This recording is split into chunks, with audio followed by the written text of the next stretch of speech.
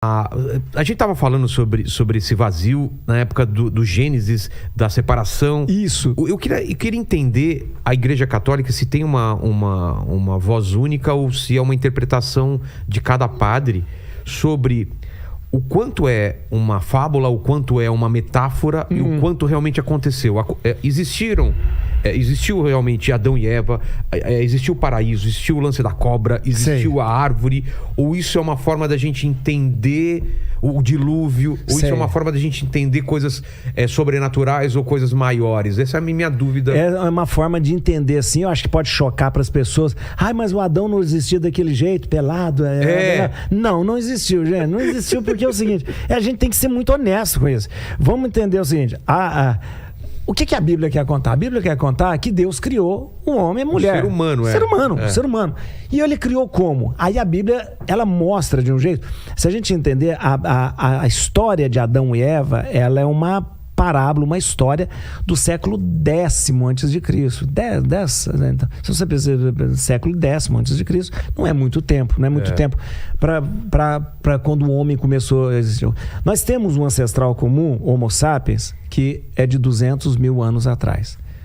Nós sabemos de onde esse Homo sapiens ele se originou, na África. Todo mundo sabe disso. Então, nós não podemos contestar isso, né? Na África, o Homo sapiens, a gente teve outros, né? O Pteton, outros, a gente teve também o Australopithecus. Só que a gente está colocando a evolução junto com a Bíblia. Sim, né? Que elas podem caminhar junto. E a igreja nunca teve problema com isso. Deus pode ter criado do jeito que ele quisesse. E ele pode ter usado a evolução para isso. Deus deu start. E ele colocou na criação, né, essa potencialidade para evoluir. É porque tem uma dúvida, né? Já vieram biólogos aqui, já vieram cientistas também, dessa massa primordial, de como isso virou o que virou, né? Justamente. Quantidade de coisa. Tem gente que fala assim, se você colocar todos os ingredientes de um bolo numa caixa, você pode passar 1 milhão de anos que aquilo não vai virar um bolo, entendeu? Alguém tem que fazer aquele bolo. Tem gente que fala que não, pela tentativa e erro e tal, a natureza acabou acontecendo. Essa coisa não há relógio sem relojoeiro, que é uma das coisas interessantes. Existe até entre os judeus, existe uma história de que um rabino chegou na farmácia e viu todos os remédios arrumadinhos assim, né? E ele chegou e falou assim: não, me disseram que passou uma ventania aqui e arrumou todos esses remédios. Falou, você tá louco? Uma ventania para arrumar todos os remédios? Como que ela arrumou todos os remédios? Não, me falaram que é uma ventania que passou. Falou, não, eu que arrumei direitinho, porque eu coloquei em ordem. Falou, é isso que vocês falam para todo mundo, né? Que passou uma ventania, deu um... Né? Mas, e deixou tudo... Então, existe uma inteligência primordial que organizou tudo isso. Elementos. E organiza, porque é aquela história. Não há relógio sem relojoeiro, porque vai organizando. Como que organizou?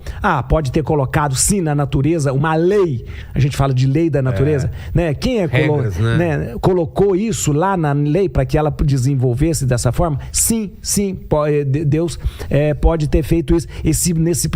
A teoria do Big Bang é uma teoria de um padre. O quê? A teoria do Big Bang é a teoria da igreja. É mesmo? O padre Georges Lemaitre, que é um padre belga, astrofísico. Então, ele criou a teoria do Big Bang, da primeira explosão. Não existia nada e de repente existia nada, tudo. Existe ou seja, você vai condensando toda hora e de repente, plof, né? Tanto é que há pessoas que poetizam até o Gênesis dizendo que a primeira coisa que é feita no Gênesis é a luz. Faça-se luz. Como se fosse a explosão primordial, a primeira explosão. E depois há pessoas que interpretam o Gênesis como os 7 dias sendo criado, como se fosse a evolução, as coisas de forma paulatina, né? Não 7 dias, mas tudo sendo feito a partir das eras, justamente, a partir que as coisas vão se organizando. E é interessante. Então, o que é a Bíblia? A Bíblia não é um livro de ciência, isso é muito importante. Então você não pode procurar ciência na Bíblia, não é um livro de geografia. Não procura, porque você... Não é literal. Não é. E o paraíso era onde? Se você for ver onde o paraíso está localizado onde era Babilônia, Iraque.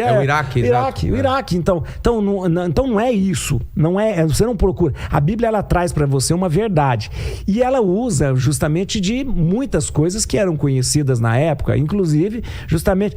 Mas o que a Bíblia quer dizer? Ela quer dizer assim, Deus criou.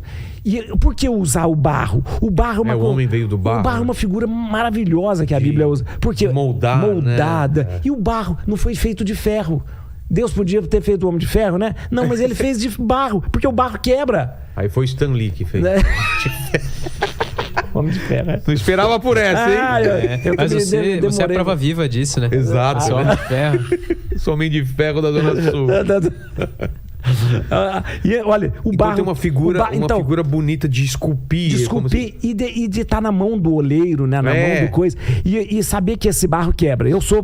O homem pode quebrar e ele pode ser refeito de novo, né? Ele quebrou outra vez, então ele pode ser colado frágil, de novo. Ele é frágil. Então, e ele é um vaso frágil que Deus coloca algo muito precioso nele, porque Deus sopra, né? Deus sopra. E isso é importante. O sopro é o espírito. O ruá, porque em hebraico, espírito é a mesma palavra para sopro, para vento, ruá, que deu depois em grego pneuma, né? Pneuma é a mesma coisa do que ruá, do que vento, né? Então é Deus colocando pneuma, ou então o espírito, dentro de um vaso de barro, uma coisa muito, muito frágil, muito frágil. E olha que interessante isso. É a figura para mostrar que a gente depende de Deus, depende dele, nós não podemos existir sem Deus. Então, essa figura, ela não pode ser acolhida literalmente e pensando, meu Deus do céu, aquela história era tão... Porque as pessoas vão pensar, mas era tão bom pensar isso, que a gente estava ali. A cobra, por exemplo, a mulher. Você vê que a Bíblia, de repente, ela usa até uma maneira, às vezes, de falar, quem que é a culpa? A culpa é da mulher? Uma coisa meio como fala? Não é racista, como machista. Fala? Machista. É meio machista, né? Mas é muito parecido com outro mito que existia da Pandora. Isso, que Pandora. A Pandora é confiada a ela uma caixa que ela não podia abrir. E a mulher... Então, todos os males. Então, Pandora é filha de Zeus, né? Então, ela abre a caixa e ela é responsável por espalhar o mal no mundo, a Pandora. Eva é mais ou menos isso, né? Eva, e mesmo nome, Adamá e Isha, o nome Eva e Adão. Adamá, feito do barro, tirado do barro. Eva, mãe de todos os viventes. Então, quando você olha a religião de forma lúcida, sem fanatismo, você vê que ela é muito bonita, né? Deus agindo, né, de uma maneira muito natural, porque Deus gosta de agir da forma mais natural possível. Porque se Deus criou a lei na natureza e colocou a natureza, Deus gosta de usar aquilo que é mais natural. Foi Ele que criou tudo para que essa lei natural fosse funcionando. Então, a gente gosta muito de relacionar com Deus querendo milagre. Milagre. Abre o mar vermelho, abre aquelas coisas. Mas Deus sempre prefere o jeito natural. Ele já criou esse mundo. Ele já botou o mundo para funcionar dessa forma. E é maravilhoso, tudo que você olha no mundo é um milagre maravilhoso, né? Nós, ocidentais, temos mania de pensar que o milagre tem que quebrar a ordem da natureza para a gente acreditar, né? Então a ordem da natureza estava assim, então quebra para a gente acreditar. E não é assim. Naturalmente tudo que Deus fez está acontecendo, né? Você imagina, Vilela, você tem só o planeta, só o nosso sistema solar. Nosso sistema solar, ele pode ter uma explosão que ter dado, ele gira ao redor do Sol, esses 9, não é mais 9 planetas, aqui uma não é mais planeta, gira numa órbita elíptica até hoje. Por que é a ordem elíptica e não é uma ordem circular? Porque essa ordem elíptica é a única maneira dos planetas não se chocarem. Mas quem colocou essa ordem elíptica nesta grande explosão que aconteceu para que esses planetas girassem? Então, essa inteligência primordial que organiza tudo isso não pode ser descartada de forma alguma. Mas a gente tem que ver isso de uma maneira mais natural e deixar de ver a religião, a fé, a Bíblia como um conto de fada.